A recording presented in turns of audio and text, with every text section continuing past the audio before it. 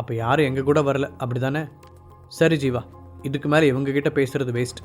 திவ்யாவும் சந்தனாவையும் கூட்டிக்கிட்டு நாம் போகலாம் என்று கிளம்புவதற்கு தயாரானான் ஹரீஷ். ஒரு நிமிஷம் ஹரீஷ், நான் உன்னை நம்புகிறேன்.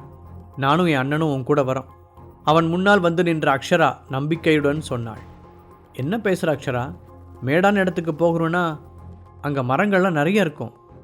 அது இன்னும் ஆபத்து. நான் வரலப்பா. அவளுடைய அண்ணன் சொல்ல அவர்களுடைய மற்ற ஃபேமிலி மெம்பர்ஸ் அக்ஷராவை சமாதானப்படுத்தி அங்கேயே இருக்க வைக்க முயற்சித்தனர்.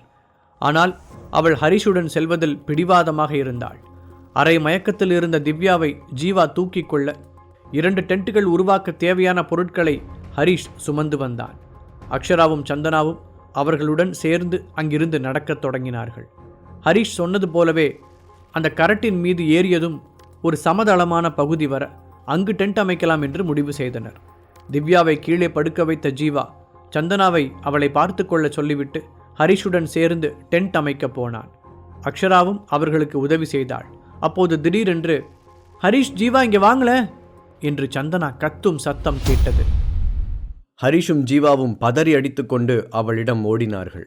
அங்கு மயக்கம் தெளிந்து எழுந்து உட்கார்ந்திருந்த திவ்யாவை பார்த்தவுடன் ஜீவாவிற்கு சந்தோஷம் தாங்கவில்லை. திவ்யா, நீ எந்திரிச்சிட்டியா? இப்போதான் எனக்கு உயிரே வந்துச்சு என்று ஓடிப்போய் அவளை இறுக்கமாக கட்டி அணைத்து கொண்டான். அவனுடைய கண்களில் இருந்து கண்ணீர் வழியத் தொடங்கியது. ஜீவா, எனக்கு என்னாச்சு? திவ்யா குழப்பத்துடன் கேட்டாள். அவளுக்கு நினைவு திரும்பியிருந்தாலும் இன்னும் முழுதாக பழைய நிலைக்கு வரவில்லை. எல்லாம் என்னோட தப்பு தான். நான் உனக்கு பறித்து கொடுத்த அந்த பழம்தான் உனக்கு யமனா மாற இருந்துச்சு. நல்ல வேளை அதுக்குள்ளே ஹரிஷ் உனக்கு காப்பாற்றிட்டான். அவளுடைய நெற்றியில் முத்தம் கொடுத்தபடி நெகிழ்ச்சியுடன் ஜீவா சொன்னான். அவ்வளவு நேரம் அவனது முகத்தில் இருந்த இறுக்கம் மாறிப்போய் மகிழ்ச்சியாக தெரிந்த அவனுடைய விழிகளில் திவ்யாவின் மீதான காதல் நட்சத்திரம் போல மின்னியது. அவர்கள் இருவருக்கும் இடையே இருந்த அந்யோன்யத்தை பார்த்த சந்தனா ஒரு எதிர்பார்ப்புடன் ஹரிஷை திரும்பி பார்த்தாள். அவனும் அப்போது சந்தனாவைத்தான் பார்த்து கொண்டிருந்தான். அவள் திரும்பி பார்த்ததும் ஒற்றை புருவத்தை உயர்த்தி அவன் என்னவென்று கேட்க சந்தனாவின் முகம் வெட்கத்தில் சிவந்தது. அவளை பார்த்து கண்ணடித்த ஹரிஷ் அப்போதே லேசாக மழைத்துளிகள் விழ ஆரம்பித்ததை கவனித்தான். மழை பெய்ய ஆரம்பிச்சிருச்சு. நான் அந்த டென்ட்டுகளை முதல்ல கட்டி முடிச்சிடுறேன் என்று சொன்னவன் வேக வேகமாக மிச்ச வேலைகளை செய்தான். சரியாக அவன் கடைசி கயிற்றை கட்டி முடிக்கும் பொழுது ஒரு பெரிய மின்னல் வெட்டி பயங்கரமான இடியுடன் மழை பெய்ய ஆரம்பித்தது. ஹரிஷ், நீங்கள் சொன்ன மாதிரி இந்த மழை நிஜமாவே பயங்கரமாக தான் இருக்கும் போல. இந்த நேரத்தில் இப்படி ஒரு இடத்துல இருப்பேன்னு நான் கனவுல கூட நினச்சதில்லை, அக்ஷரா பயத்துடன் கூறினாள். பயப்படாதீங்க அக்ஷரா, நாம் நல்ல மேடான ஏரியாவுக்கு வந்துட்டோம். இந்த இடத்துக்கு 2 பக்கமும் சரிவாக இருக்கிறதுனால மழை தண்ணிலாம் அந்த பக்கம் வடிஞ்சிரும். அதோட எவ்வளோ மழை பெஞ்சாலும் இந்த அளவுக்கு வெள்ளம் வர்றதுக்கு சான்ஸ் இல்லை. ஸோ நம்ம சேஃபாக தான் இருக்கோம். ஹரிஷ் அவளுக்கு ஆறுதல் கூற ஜீவா அவனை நன்றியுடன் பார்த்தான். நீ சொன்னது எல்லாமே கரெக்டு தான் ஹரிஷ். உன்னால தான் திவ்யா உயிர் பொழைச்சா. இப்போவும் உன்னால தான் நாம் எல்லாருமே பாதுகாப்பாக இருக்கோம். ரொம்ப தேங்க்ஸ் என்று ஜீவா மனதார கூறினான். திவ்யா விஷயத்தில் அங்கிருந்து அவ்வளோ பேரும் என்னை குறை சொன்னப்போ நீ மட்டும் என்னை நம்பின பார்த்தியா? அதை விட இது ஒன்றும் பெரிய விஷயம் இல்லை. அவ்வளோ ஏன், என் ஒய்ஃப் கூட என்னை சந்தேகமாக தான் பார்த்தா. ஆனாலும் எந்த நம்பிக்கையில் நீ நான் சொன்னதெல்லாம் கேட்டேன்னு தெரியல. அதுக்கு நான் தான் முதல்ல தேங்க்ஸ் சொல்லணும். ஹரிஷ் சொல்ல அதை கேட்டு சந்தனாவிற்கு குற்ற உணர்ச்சியாக இருந்தது. அப்போதுதான் அவள் இன்னொரு விஷயத்தையும் புரிந்து கொண்டாள். ஹரிஷ் யாராவது அவனை குறை சொல்லி அவமானப்படுத்தும் போது பெரிதாக எதையும் வெளியே காட்டிக்கொள்ளாமல் அமைதியாக இருந்தாலும் அவனை சுற்றி நடக்கும் எல்லா விஷயங்களையும் ஆழமாக கவனிக்கிறான் என்பது சந்தனாவுக்கு புரிந்தது. அவள் ஏதோ சொல்ல நினைக்க அதற்குள் ஹரிஷே மறுபடியும் பேசத் தொடங்கியிருந்தான்.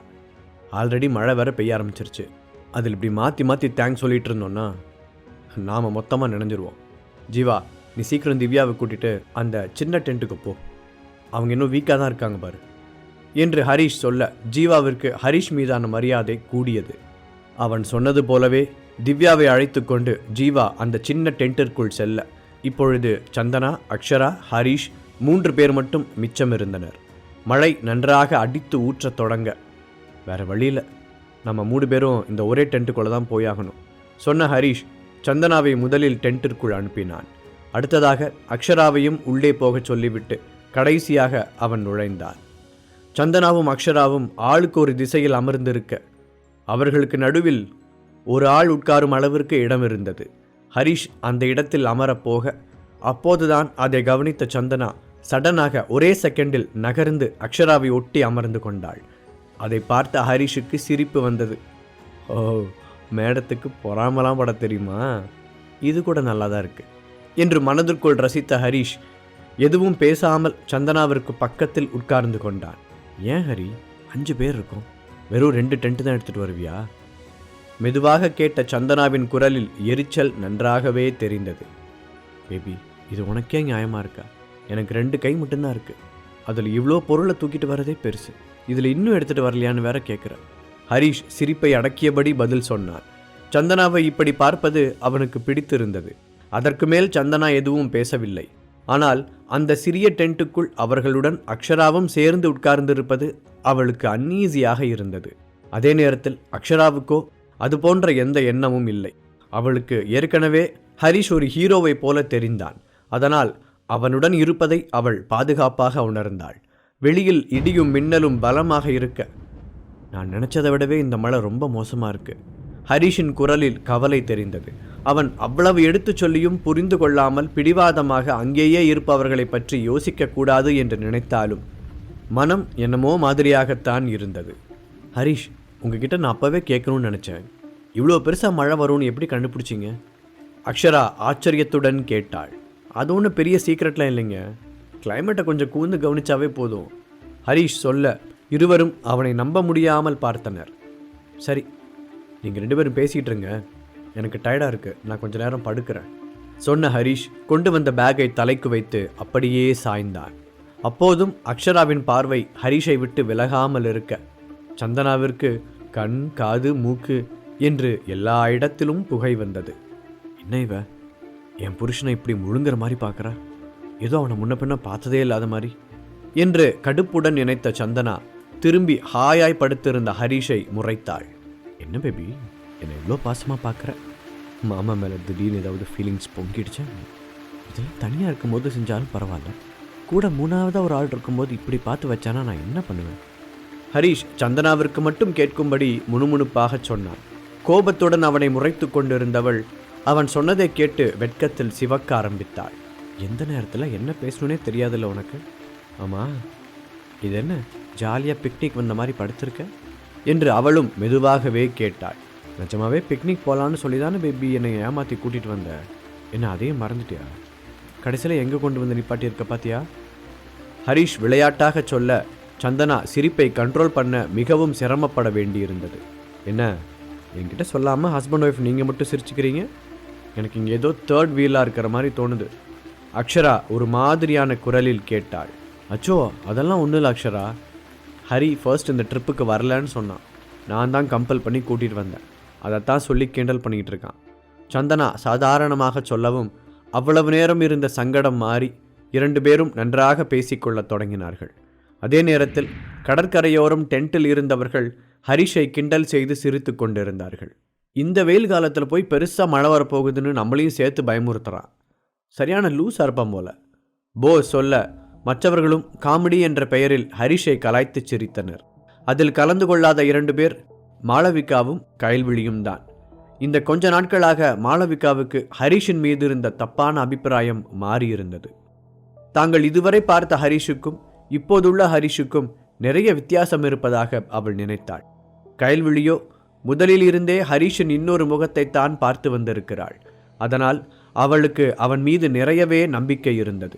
ஆனாலும் இந்த வெயில் காலத்தில் அவன் சொல்லும் அளவிற்கு பெரிதாக மழை பெய்யும் என்று அவள் கருதவில்லை.